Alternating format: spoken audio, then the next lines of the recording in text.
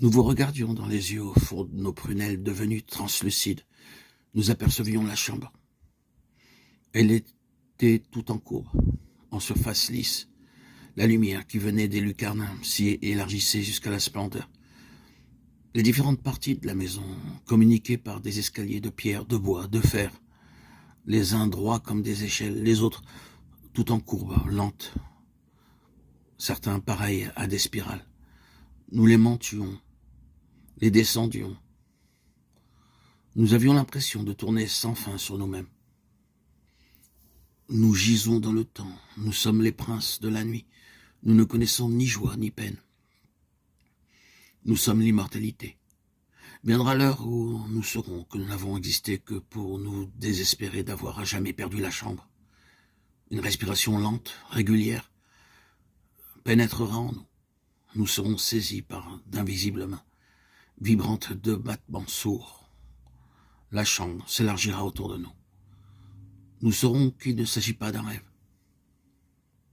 Nous éprouverons une intolérable sensation de dénuement. Nous saurons que si nous cédons à la puissance qui s'oppose à nous, partout, en tout lieu, nous sommes exilés. Nous voudrons demeurer dans l'immensité des ténèbres. Nous tenterons de nous ensevelir en nous-mêmes. Les mains nous tireront. Une oppressante chaleur nous étouffera. Les fibres se rompront. Tout ne sera qu'entaille, saillie, troublé par nos propres corps, semblables aux bêtes. Un long cri jaillira de nos poitrines.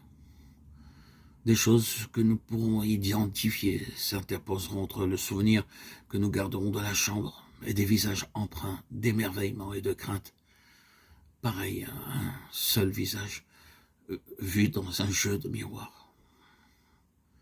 Désemparés, nous pénétrerons dans la somptuosité fanée de la maison.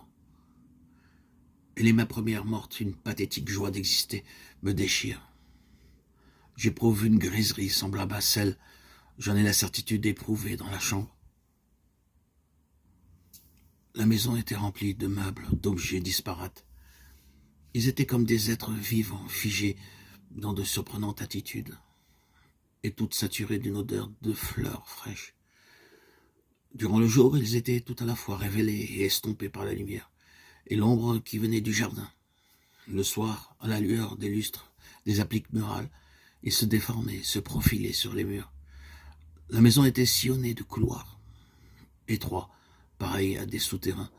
Nous les suivions aveugles. Larges, décorés de portes en trompe-l'œil. Il nous semblait que nous étions épiés par les morts qui n'étaient pas au cimetière, mais debout, impuissants et furieux, derrière les rectangles artistiquement tracés. Spacieux comme des chambres avec de hautes fenêtres, au bas desquelles s'alignaient des plantes en pot.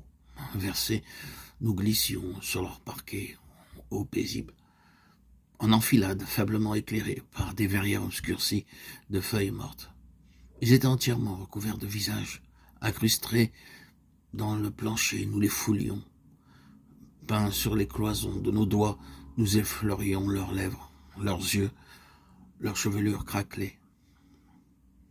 Les différentes parties de la maison communiquaient par des escaliers de pierre, de bois, de fer, les uns droits comme des échelles, les autres tout en courbe, lentes, certains pareils à des spirales. Nous les montions, les descendions, leurs marches semblables se multipliaient sous nos pas. Nous avions l'impression de tourner sans fin sur nous-mêmes, d'étage en étage, de pièce en pièce. Nous nous demandions qui nous étions. Les êtres qui inlassablement recherchaient le chemin de la chambre, ou des êtres qui leur ressemblaient comme des calques. Torturés par le désir de nous reconnaître, nous poursuivions notre route. Nous nous enfoncions dans les profondeurs de la maison. Il y régnait un grand silence. La terre battue exhalait des relents de moisissure. Nous avancions lentement dans des salles voûtées. Pas un bruit ne nous rassurait. Au-dessus de nous, la maison était un grand squelette. La peur, telle une fièvre, faisait flotter autour de nous un essaim de choses inexistantes. Brutalement, devant nous, enclos dans une porte basse, le soleil se levait. nous frappait de cécité. L'appel familier « Où es-tu » brisait le charme. Nous nous élancions vers les escaliers. Nous avions la sensation de quitter la terre. Au-dessous de nous, dans une magnificence d'incendie, défilaient couloirs, paliers, légers, fragiles. Nous nous élevions. Devant la porte du grenier, le monde retrouvait sa densité. L'angoisse qui précède la découverte revenait. Nous poussions, le battant alourdi de ferrures. Sur le sol empoussiéré, de vieux livres, de vieilles revues, de vieux almanachs étaient empilés. Dans des malles, des cartons, des caisses amoncelées, rubans, dentelles, laine emmêlée. Des meubles brisés s'entassaient jusqu'aux poutres. Dans une ombre parsemée de taches colorées, gigantesques, échassiers, debout sur une seule patte à 3 griffes, des mannequins de couturiers semblaient osciller imperceptiblement sous les raies de lumière qui venaient des lucarnes. Hommes, femmes ou divinités, ils évoquaient en nous des craintes primitives. À demi revêtus d'étoffes, élimés, verdis, maintenus aux massives épaules par des épingles rouillées, parés de bijoux, de pacotille. Ils avaient l'air de vieilles courtisanes viriles.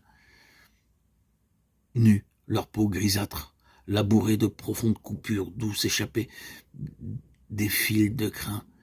Ils semblaient souffrir stoïquement un supplice interminable. Seins, hanches, pubis, croupes jaillissants, des hauts corsets baleinées qui amincissaient monstrueusement leur taille. Ils paraissaient plongés dans une extatique torpeur. Sur une longue table s'alignaient côte à côte des têtes privées de yeux, de nez, de bouche, auprès desquelles il y avait un dé portant marque de dents, des ciseaux ébréchés, des aiguilles, où des fils étaient noués comme des cordes de pendus. Il se dégageait des mannequins une vitalité, une vigueur qui nous épouvantait, des têtes sans visage, une effrayante impuissance. Un sentiment de tristesse s'emparait de nous. Nous devenions des ombres qui se déplaçaient sans rencontrer d'obstacles. Nous descendions les escaliers, nous passions de l'ensoleillement des fenêtres à l'ombre des murs. Dans la maison, des voix prononçaient des mots que nous ne comprenions pas. Nous avions l'impression de nous mouvoir dans un espace vide, êtres et objets évoluaient au-delà de nos regards. Nous allions droit devant nous, sans savoir où nous allions. Soudainement, nous étions parés d'un étincelant manteau d'arlequin. Nous marchions entre des plantes et des fleurs, qui dans l'atmosphère chargée de vapeur, de jardins d'hiver, semblaient pétrifiés pour l'éternité. Autour de nous, dans des teintes d'arc-en-ciel, tournoyait un vol incessant d'insectes. Nous nous étendions sur le sol luisant. Nous devenions un des éléments du monde végétal, unis à nous-mêmes. Nous éprouvions une volupté si vive qu'elle calmait nos frayeurs. De la terre humide et chaude nous parvenait un bruit de source pareil à un souffle humain.